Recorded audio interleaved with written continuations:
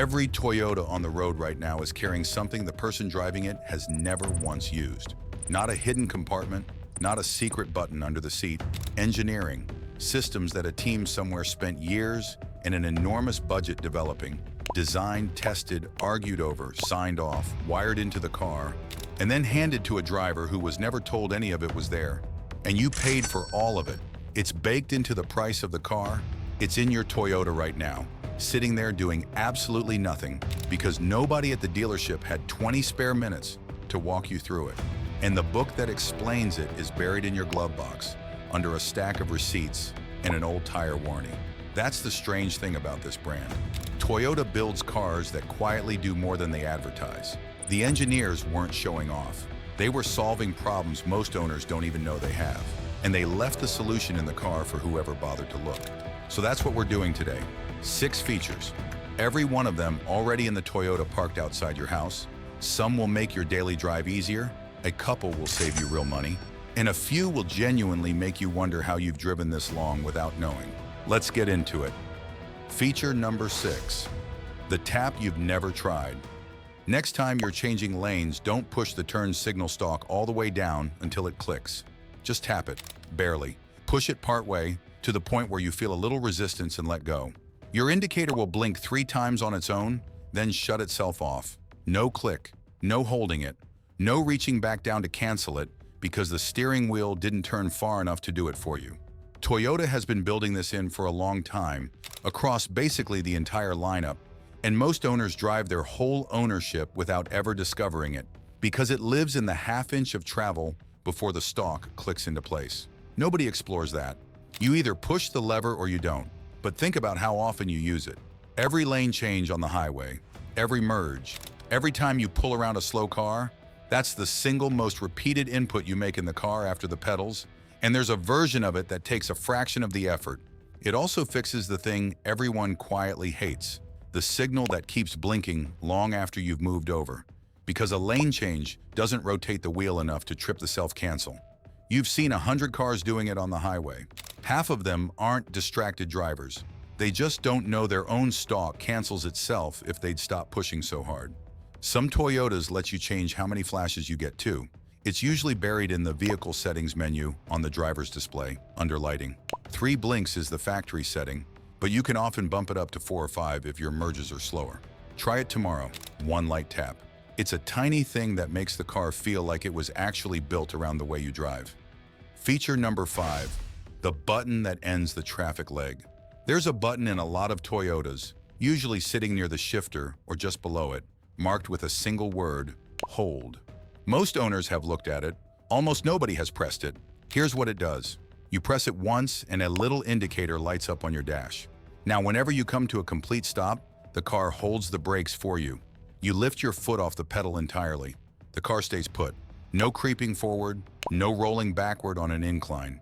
When you're ready to move, you touch the accelerator and it releases instantly and smoothly, like you'd never stopped. That's it.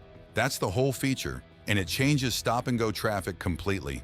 Think about what your right leg actually does in a bad commute. Press, hold, tense, release, press again, for 40 minutes straight at every single light, in every single jam. That constant low-grade pressure is where the ache in your leg comes from by the time you get home. Brake hold deletes it. You stop, you relax your leg, you wait, you go. It's also the fix for the thing that makes people nervous on hills. You're stopped on an incline with a car close behind you, and there's that half-second gap between your foot leaving the brake and hitting the gas where the car wants to roll. With hold engaged, that gap doesn't exist. The car just waits for you. One thing worth knowing, on most Toyotas, it doesn't remember your setting. Every time you start the car, you press it again. It takes half a second, and after a week, it becomes as automatic as your seatbelt. If you got an electric parking brake in your Toyota, look for that button tonight. It's been sitting there this whole time, waiting for you to notice it. Good catch, swapping it for something we haven't touched. Feature number 4, the air that knows who's in the car. Here's a question almost nobody thinks about. When you're driving alone, where is your air conditioning actually going? Everywhere. The passenger vents are blasting cold air at an empty seat. The rear vents are cooling nobody. Your climate system is working hard to condition an entire cabin when there's exactly one person in it. Toyota built a fix for this, and it's been quietly running in a lot of their cars for years. It's usually printed on the dash as a small button or a setting inside your climate menu. What it does is redirect airflow based on who's actually sitting in the car. Drive alone, and it concentrates the air on the driver's side and shuts down or reduces the vents nobody's using. Someone gets in next to you, the system detects the occupied seat and opens that side back up. Fill the car, and it goes back to conditioning everything. The result is that you get cold faster on a hot day because the system isn't splitting its effort across empty space. And on a freezing morning, your side of the cabin warms up noticeably sooner. But the real benefit is one you don't feel at all. Your air conditioning compressor is driven by your engine. Every minute it runs at full effort, it's pulling power and burning fuel. Cutting the workload cuts the fuel. It's a small number on any single drive, but you're running climate control almost every day of the year, and small numbers running every day turn into real money. There's a catch worth knowing. This only works when your climate system is left in auto. The moment you start manually overriding the fan speed and vent direction, you've taken control back, and the car stops making those decisions for you. Most people hit auto once, don't like the fan speed for 10 seconds, and switch to manual forever. And that's exactly how this feature disappears. Give auto a real chance for one full drive. Let the car sort it out. It's smarter about your own cabin than you are. Feature number 3, the cool down that runs without you. You come out to your car after it's been sitting in the sun. You open the door and the heat hits you like you've opened an oven. The steering wheel is too hot to hold properly. The seat burns through your shirt, so you do what everyone does. Crank the fan to maximum, blast the coldest setting, and sit there sweating for 5 minutes while the system fights a cabin that's hotter than the air outside. Toyota's answer to this is one of the features people are most surprised to learn they already have. A lot of Toyotas can ventilate the cabin before you ever get in.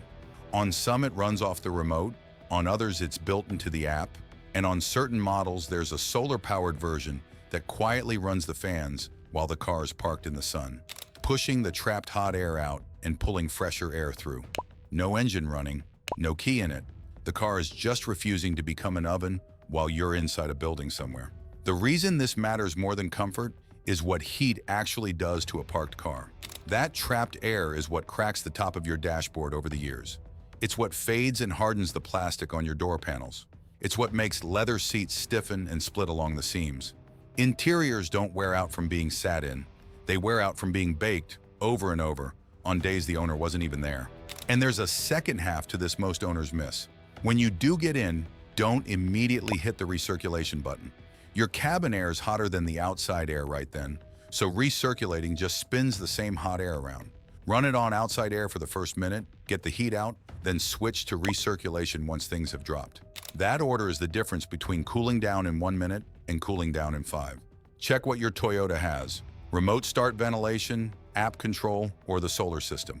It's the difference between walking into your car and bracing for it. Feature number 2, the car that drives itself down a mountain. There's a scenario every driver has been in, and almost nobody handles it well. You're heading down a long, steep descent. Maybe it's a mountain road.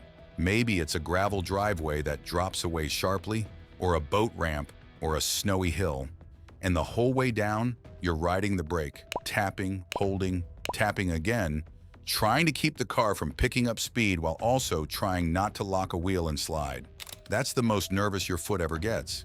And it's the fastest way to cook your brakes, because a brake pad that never gets a chance to cool loses its bite exactly when you need it most. A lot of Toyotas have a system that takes the entire job away from you. You switch it on, take both feet completely off the pedals, and the car handles the descent itself. It brakes each wheel individually, dozens of times a second, holding you at a slow crawl the whole way down. You are not steering around a slide because it doesn't let one start. Your only job is the wheel. The first time you use it, it feels wrong. There's a grinding, clicking sound coming from underneath as the system works, and every instinct tells you the car's broken and you should stab the brake. That noise is the feature doing exactly what it's supposed to do. Let it work. And here's the part that surprises people. This isn't just an off-road tool. Wet grass at a campsite counts. An icy parking garage ramp counts. A steep, slick driveway after rain counts. Any surface where a downhill roll could turn into a slide is exactly what this was built for. It works below a certain speed, usually a slow crawl, so you engage it before you start down, not halfway through when you're already moving too fast. Look for it in your Toyota. On plenty of them, it's a button near the shifter or on the center console, sometimes grouped with the other drive mode controls.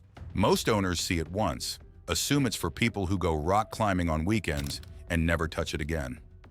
Feature number 1. The dial nobody knows they're turning. If your Toyota has automatic wipers, you've probably had one of two experiences with them.